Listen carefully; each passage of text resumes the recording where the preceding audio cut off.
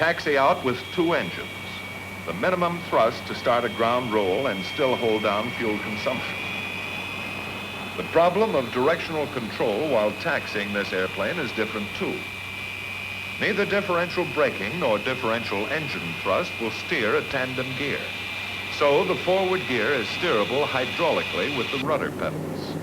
The ratio of steering rotation is selected by the pilot. 120 degree swing for towing, 120 degrees for taxiing, and 12 degrees for takeoff and landing.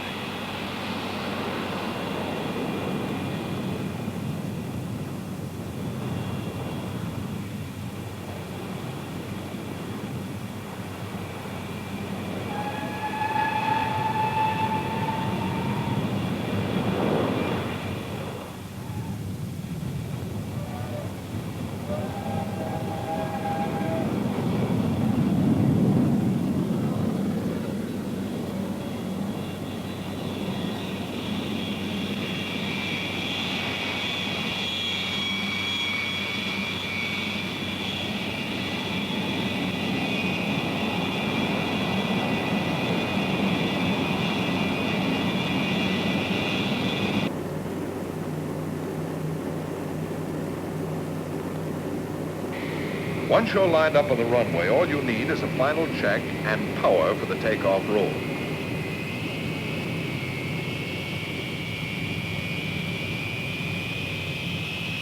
The takeoff attitude of the plane is fixed.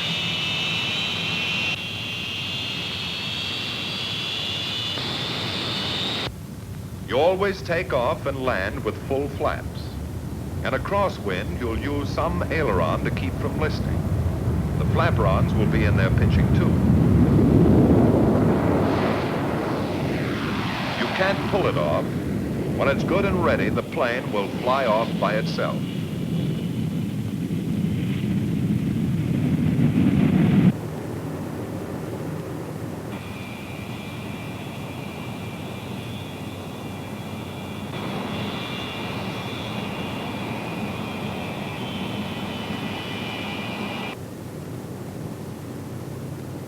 You never have to milk up the flaps.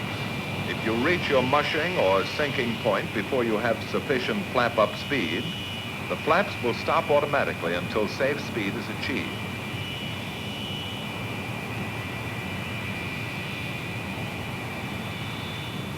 Because of the inefficiency of jet engines at low air speeds, the plane requires a considerably longer ground roll. The airplane was designed to have a maximum gross takeoff weight of over 180,000 pounds. Gross weight, runway elevation, and outside air temperature have a large effect on takeoff distances. So, under certain conditions, the B-47 needs some sort of assistance for takeoff. In your mission plan, you determined your optimum speed for firing the units. When you're ready, they fire simultaneously by a single switch.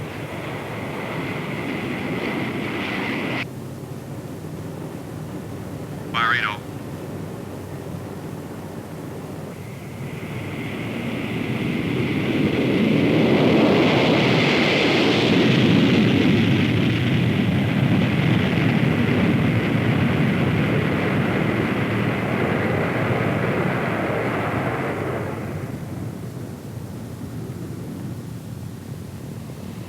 Your fuel consumption can be 3 times as great at sea level as at high altitude.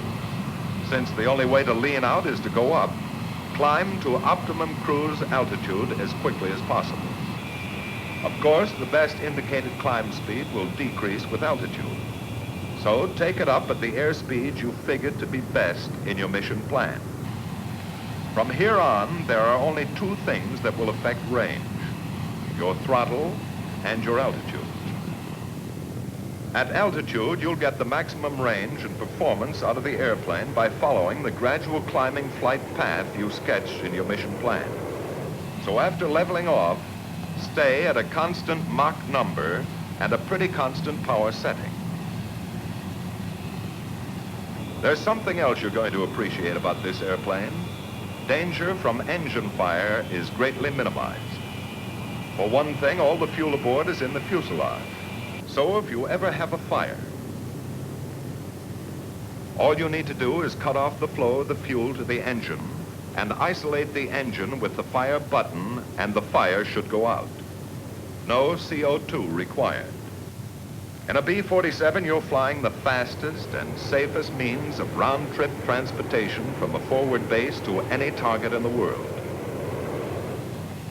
Speed and altitude are your principal defense. You have a comfortable margin on almost everything else that flies. Many times on your missions, you're going to want it to operate as close to the speed of sound as possible, practical and safe. There's an interesting point about that. One I didn't know about before anyway. It seems a curious old German scientist named Mach discovered that the speed of sound varies with the temperature of still air. Now, generally speaking, as you go up into the higher altitudes, the air gets colder and the speed of sound decreases. In the new group of expressions you'll be picking up around here, the speed of sound is known as Mach 1. Your B-47 is built to safely approach a certain percentage of Mach 1. Knowing how to operate within your allowable percentage is going to help you become one of those ripe old pilots someday. The percentage you are allowed is about as critical as your paycheck. As a matter of fact, your critical speed is called your critical Mach number.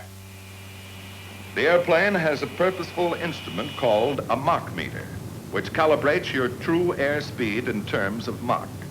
It saves a lot of mileage on your slide rule and lets you know at any time the ratio between the speed you're flying and the speed of sound. For example, at 0.75 Mach, you're moving along at 75% of the speed of sound at your altitude. B-47 stall characteristics are good.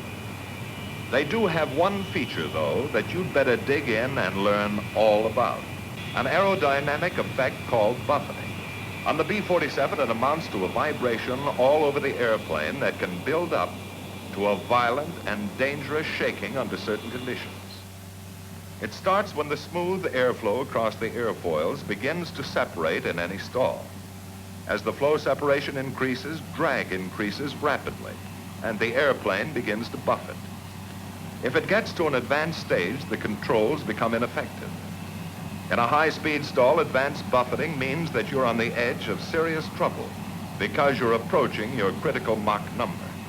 All airplanes have a critical Mach number, but very few have the power to reach such a high speed. But the B-47 has more than enough power to reach its critical Mach.